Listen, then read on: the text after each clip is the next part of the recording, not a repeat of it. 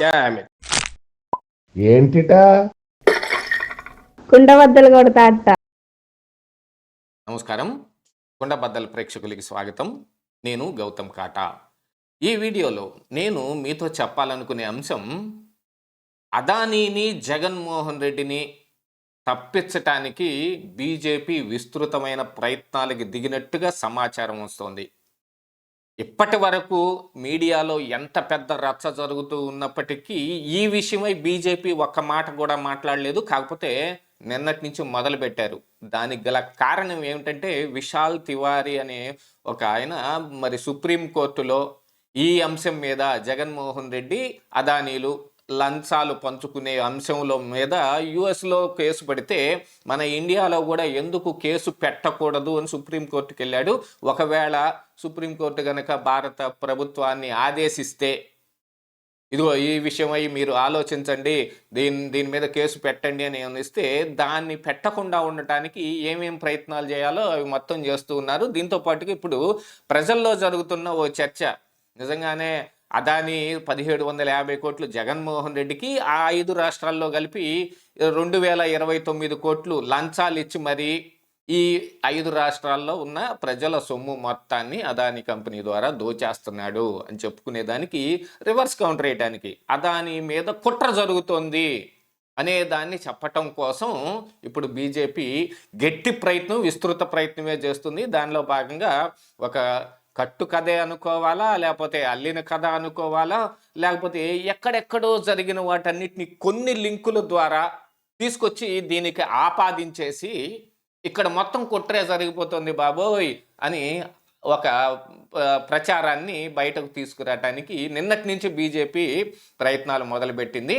దానిలో భాగంగా వాళ్ళు చెబుతున్న కథ ఏమిటి అనేది ఒకసారి మనం విశ్లేషించుకుంటేనే కదా వాళ్ళ ప్రయత్నం ఏమిటి, ఇందులో బీజేపీ ఎక్కడ వాళ్ళకి తగినట్టుగా ఈ అదానీని కాపాడటానికి, అదానీతో పాటుగా జగన్మోహన్ రెడ్డిని కాపాడటానికి ఎన్ని ప్రయత్నాలు చేస్తున్నాయో బయటపడతాయి.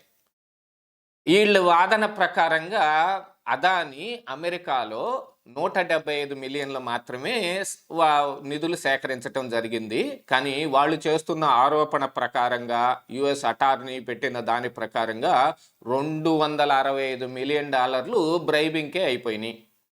అసలు అక్కడి నుంచి సేకరించింది $175 మిలియన్ అయితే $265 మిలియన్ ఎలాగ లంచం ఇవ్వగలుగుతారు, పైన అమౌంట్ ఎక్కడిది అని ఒక విచిత్ర వాదన చేస్తున్నారు.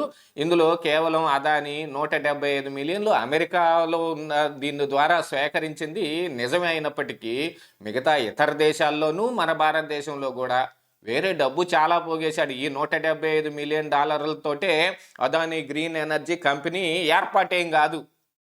ఇందులో లంచాలకే 2029 కోట్లు ఖర్చు పెట్టారనేది అమెరికా ఆరోపణ. 2000 కోట్ల రూపాయలతోటి మరి ఇప్పుడు అదాని గ్రీన్ ఎనర్జీ మొత్తం ఆ రాజస్థాన్లో ఉన్నది మొత్తం ఏర్పాటు చేయటం అయిపోతుందా? అక్కడ నుంచి కూడా నిధులు సేకరించారు కాబట్టి, అందులో ఈ $175 మిలియన్ సేకరించారు కాబట్టి అమెరికా ఈ అంశం మీద విచారణ చేయడానికి అర్హత కలిగి ఉంది వాళ్ళ చట్టాల ప్రకారంగా.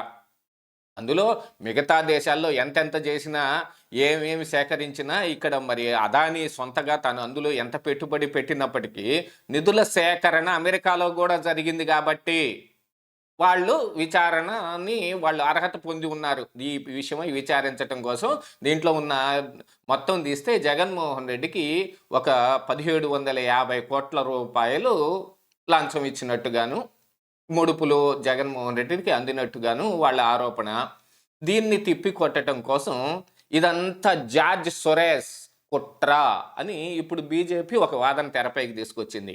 ఆల్రెడీ ఈ విషయంలో 175 మిలియన్లు, 265 మిలియన్ల దగ్గర భయంకరమైన దెబ్బతింటే, ఇప్పుడు జార్జ్ సొరేస్ కుట్ర అని ఆరోపణ చేయడానికి మరొకటి వాదన కూడా తెరపైకి తీసుకొచ్చింది.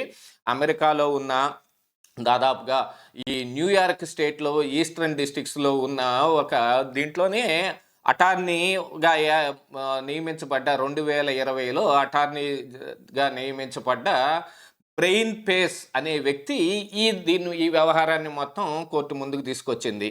ఈ బ్రెయిన్ పేస్ ఎవరు అనే దాని దగ్గర వీళ్ళు మొత్తంగా కూపీ లాగటం మొదలు పెట్టాము మేము. అది జార్జ్ సొరేస్ దాకా వెళ్తోంది అని చెప్పడానికి ఒక మంచి కథని అల్లుకుంటా వచ్చారు. అంటే ఇది అక్కడక్కడ దొరికిన సమాచారాన్ని మధ్యలో ఫిల్ ఇన్ ద బ్లాంక్స్ లాంటి వాటిల్లో మనకి సంబంధించిన అబద్ధాన్ని ఒక దాన్ని చొప్పించామనుకోండి, కథ నిజంగా కనిపిస్తూ ఉంటుంది కదా! అలాంటి కథ ఒకటి విస్తృతంగా అల్లారు. మరి ఈ అల్లిక ఏ రకంగా పనిచేస్తుందో చూడాలి. అందులో ఈ బ్రెయిన్ పేస్ అనే వ్యక్తి యొక్క భార్య అయిన జాక్విన్ జోన్స్ పేస్ అనే ఆవిడకి ఇక్కడ ఈక్వల్ జస్టిస్ ఇనిషియేటివ్ అనే సంస్థ ఒకటి ఉంది. అసలు ఈ కేసు మొత్తాన్ని బయటకు తీసుకొచ్చింది ఆ ఈక్వల్ జస్టిస్ ఇనిషియేటివ్ అనే సంస్థే అనేది కూడా వీళ్ళ ఆరోపణ. అంటే ఈ కేసు వేసిన బ్రెయిన్ పేస్కి భార్య అయిన జాక్విన్ జోన్స్ పేసు ఈ ఈక్వల్ జస్టిస్ ఇనిషియేటివ్ అనే సంస్థను కలిగి ఉంది. ఈ సంస్థ ద్వారానే ఇది మొత్తం బయటకు వచ్చింది. అంటే మరి ఇప్పుడు ఇది వచ్చి జార్జ్ సొరేస్కి లింక్ ఎక్కడ జరుగుతుంది అని అంటే, ఈ ఈక్వల్ జస్టిస్ ఇనిషియేటివ్ అనే దాంట్లో బ్రెయిన్ స్టీఫెన్సన్ అనే ఒక వ్యక్తి ఈ సంస్థలో కూడా ఒక సభ్యుడిగా ఉన్నాడు. బ్రెయిన్ అంటే ఒక సంస్థ అంటే కేవలం ఒక వ్యక్తితోటే నడిచేది కాదు కదా. సంఘంలో ఉన్న పెద్ద పెద్ద వ్యక్తులు వీళ్ళందరూ కలిసి ఒక మంచి సంస్థ పెట్టుకుని దాని ద్వారా మరి పేద ప్రజలకి సహాయ సహకారాలు అందించడం కోసం కావచ్చు, ఏదైనా ఒక విషయంలో అవగాహన కలిగించటం కోసం కావచ్చు, మరి ఏదైనా ఇలాంటి ఈ బ్రైబింగ్లు ఇలాంటి వాటి మీద పోరాటాలు చేయటానికి మన భారతదేశంలో కూడా ఇలాంటి కొల్లలుగా ఉన్నాయి. ఇలాంటి దాంట్లో ఈక్వల్ జస్టిస్ ఇనిషియేటివ్ దాంట్లో ఒక మెంబర్గా ఉన్న బ్రెయిన్ స్టీఫెన్సన్ అనే వ్యక్తి జార్జ్ సొరేస్కి సంబంధించిన ఓపెన్ సోర్స్ అనే కంపెనీలో వన్ ఆఫ్ ది డైరెక్టర్గా ఉన్నాడు. అంటే జార్జ్ సొరేస్ ఈ హేడెన్బర్గ్ను కానీ లేకపోతే ఈ ఓపెన్ సోర్స్ అనే కంపెనీలను కానీ ఎవరైతే కలిగి ఉన్నారో దాంట్లో వన్ ఆఫ్ ది డైరెక్టర్గా ఉన్న ఈ బ్రెయిన్ స్టీఫెన్సన్ అనే వ్యక్తి ద్వారా ఈ జాక్విన్ జోన్స్ పేసు ప్రభావితం అవటం, ఈ జాక్విన్ జోన్స్ పేసు తన భర్త అయిన బ్రెయిన్ స్పేస్ ద్వారా ఈ కేసుని తెరపైకి తీసుకొస్తే ఇందులో జార్జ్ సొరేస్ చెప్పినట్టుగా వాళ్ళు కథని అల్లారు. ఇది మొత్తం అదానీ మీద ఈ ఆరోపణలు చేయటానికి వాళ్ళు కుట్ర పన్నారు అనేది ఇప్పుడు ఇక్కడ తీసుకొస్తుంది. ఇది నాణ్యానికి ఒకవైపు. ఎందుకంటే ఈ జార్జ్ సొరేస్ భారతదేశంలో ఎస్పెషల్లీ మోడీ అధికారంలోకి వచ్చిన దగ్గర నుంచి మోడీ ప్రభుత్వాన్ని పడేయటానికి అనేక రకాలైన కుట్రలు చేస్తూ ఉన్నాడు అనేది బీజేపీ ఆరోపణ. కొన్ని రకాలుగా ఏమైనా కుట్రలు కూడా చేశాడేమో, దాన్ని కూడా ఇక విచారించి బయటకు తీయాల్సింది. అది కూడా ఏది అధికృతంగా బయటకు వచ్చింది ఏమీ కాదు. ఈ జార్జ్ సొరేస్ అనేక రకాలైన కుట్రలు చేస్తూ ఉంటాడని ప్రపంచవ్యాప్తంగా అతనికి ఒక పేరు కూడా ఉంది. అలాంటిది ఇక్కడ ఈ జార్జ్ సొరేస్ ఎవరై అంటే ఒక యూదుడు. తను నమ్మిన దానికి ఎగనెస్ట్గా ఉన్న ఏ మతాలనైనా ఎస్పెషల్లీ హిందూ మతాన్ని హిందూ వాదుల్ని మొత్తం అని చేయడానికి ఆయన కుట్రలు పన్నుతూ ఉంటాడు అనేది ఈ బీజేపీ ఆయన మీద చేసే ఆరోపణ. అంటే నరేంద్ర మోడీ ప్రభుత్వాన్ని కూలదోయటానికి జార్జ్ సొరేస్ ఈ అదానీని ఎంచుకున్నాడు. అదానీ అంటే ఎవరు? మరి నరేంద్ర మోడీకి బాగా మిలాఖత్ అయి ఉన్న వ్యక్తి. మరి బీజేపీ మళ్ళీ అదే ఆరోపణ చేస్తుంది. అదానీకి మాకు ఏమిటి సంబంధం? అదానీ అసలు కాంగ్రెస్కి సంబంధించిన మనిషి అన్నట్టుగా ఆరోపణ చేస్తూ ఇప్పుడు అదానీ మీద కుట్ర చేస్తే మరి నరేంద్ర మోడీ ప్రభుత్వం ఎందుకు పడిపోతుంది, నరేంద్ర మోడీకి ఎందుకు ఇబ్బంది కలుగుతుంది అనే దాని మీద ఏ సమాధానం ఉండదు. ఇలాగా ఒక కుట్ర జార్జ్ సొరేస్ చేస్తూ ఉన్నాడు అనేది ఆరోపణ. అయితే ఇది మొత్తం నాణ్యానికి ఒకవైపు కనిపిస్తుంది. కానీ నాణ్యానికి రెండో వైపున ఇటు సైడ్ నుంచి కూడా ఆలోచించుకుంటే మనం జగన్మోహన్ రెడ్డి ఈ అదానీ గ్రీన్ కంపెనీ తోటి ఒప్పందం కుదుర్చుకోవటానికి సెకీ ద్వారా జరిగిన ఈ ఒప్పందంలో కేవలం 7-8 గంటల్లోనే ఒప్పందాన్ని మొత్తాన్ని అప్పుడు ఎనర్జీ మినిస్టర్ అయిన బాలినేని శ్రీనివాసరెడ్డి నేను సంతకం పెట్టలేదు, నా సంతకం ఫోర్జరీ జరిగింది అంటే డిజిటల్ సైన్ని వాళ్ళే వేసేసుకున్నారు, అంటే ఫోర్జరీ చేశారు అని ఆరోపణ కూడా చేస్తూ ఉన్నాడు ఈ రోజున.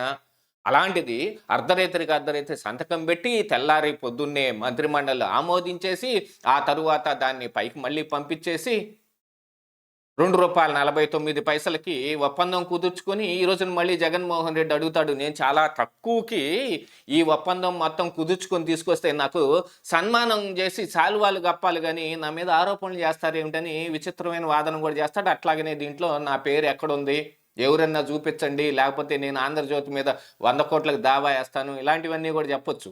కానీ ఎంత త్వరితగతిన ఏదైనా పని ఏదైనా జరిగింది అంటే అందులో ఏదో ఒక మతలబు ఉండే ఉంటది అనేదే కదా మనకిక్కడ అర్థమవుతున్నది. ఎనర్జీ మినిస్టర్‌గా ఉన్న బాలినేని శ్రీనివాసరెడ్డి సంతకం ఫోర్జరీ. అంటే డిజిటల్ సైన్‌ని వాడుకున్నారు. తన సంబంధం లేకుండా, తన అనుమతి లేకుండా.